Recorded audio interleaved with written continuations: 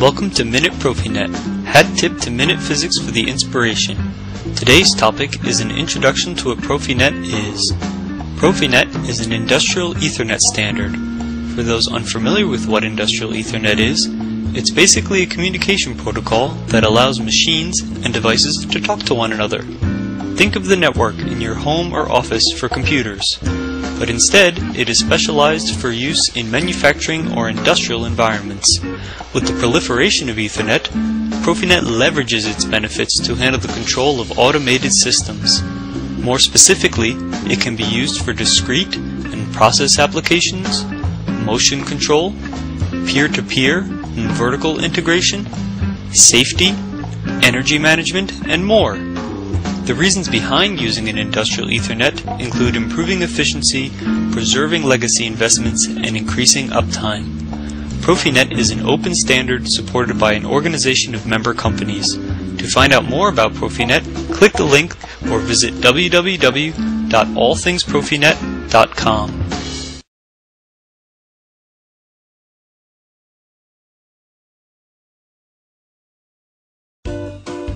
Welcome! Today we will paint a picture of how Profinet fits into the architecture of a manufacturing environment.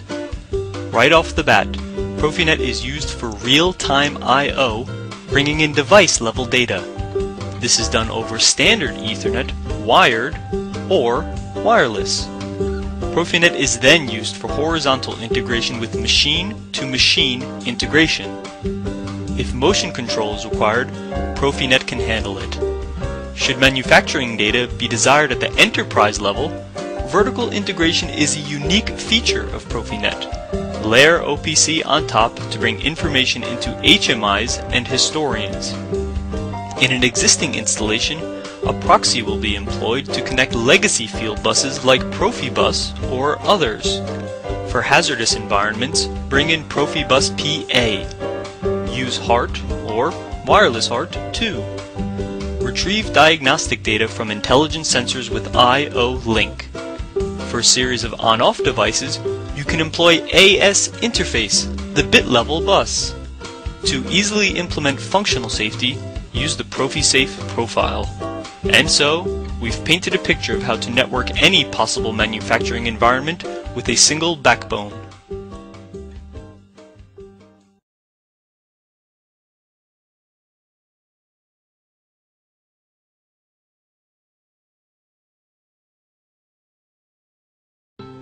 Welcome to the first in our four-part series on Industrial Ethernet Performance. Let's start by looking at the most common suite in the world, TCP/IP. For functions that are suited to TCP/IP, Profinet uses it. Here are some examples. First, to configure or parameterize a device on the factory floor, or to check a device's diagnostic data. Another would be to view an embedded web page, or even to transmit information up to higher-level IT systems. The common thread with these examples is that in each case, the data is not time-critical. TCP/IP is not fast enough for time-critical data. This is because data would need to be packed into the application layer, then the TCP layer, then the IP layer, then the Ethernet layer before being sent, and then unpacked on the other end. The process is inefficient and time-consuming. So how does Profinet meet the performance requirements of real-time data? Find out in part 2 of our 4-part series.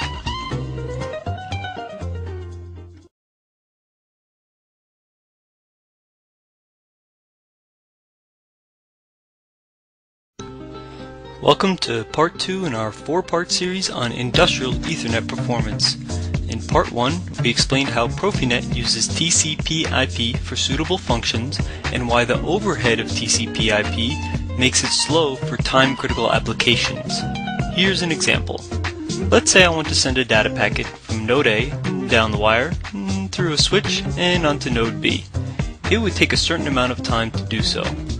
But the time on the wire is only a small slice of the pie, and the time spent at each node packing and unpacking the data is the bulk of it. To get real-time performance, Profinet goes the obvious route and skips TCP and IP. Instead, data is directly sent to the application layer. So, data packets take the same amount of time every time, an effect we call determinism. This instead of some packets taking longer than others, an effect we call jitter. Most data in Profinet networks is transmitted using this method. Communication is quicker and more reliable. But why stop there? Learn how Profinet gets even faster in part 3 of our series.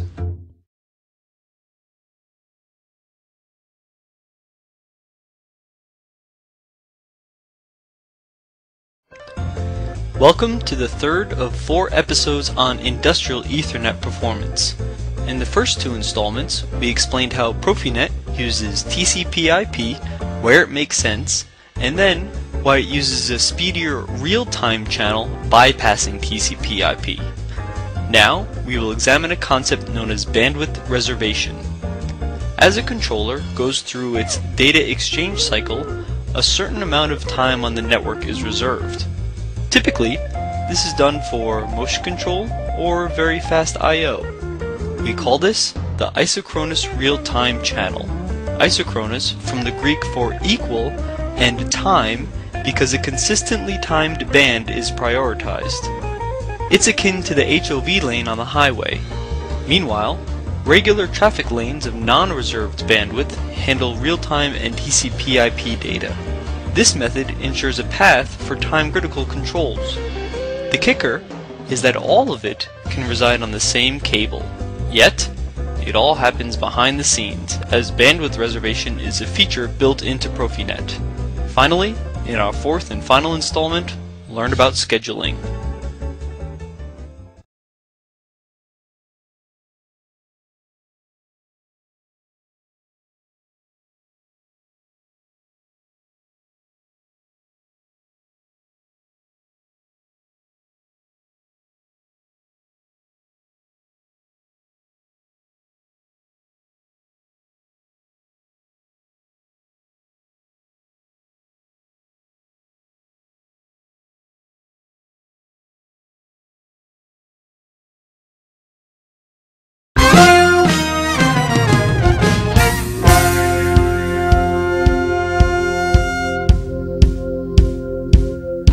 Some boys insist on traditional means when they run those wires through their machines. Some girls like those old-fashioned guys.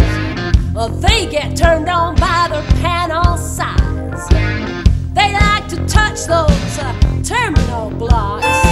Wiretags can do it at a junction box. Those cable trays sit right on top of piles of spaghetti in the panel shop. When those guys come around, I sneak away. I ain't got time for games to play. I prefer someone who's quick and clean, with a single cable on his machine. When I decide to take control, I got a few bus man for my I/O. I got a few bus man. I got me a few bus man to get control as fast as I can. I can't do better than a few bus man.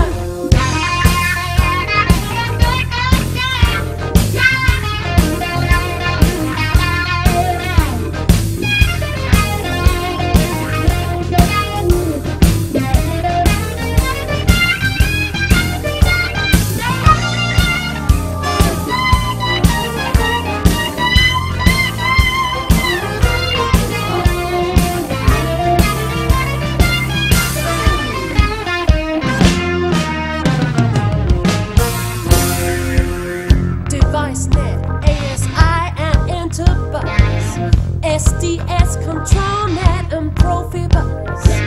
Wherever I go, whatever I choose, with field bus man I never lose. The usual job takes a week and a half. The field bus man's done in a 2-day span. His hardware costs a little bit more, but the time he saves reverses that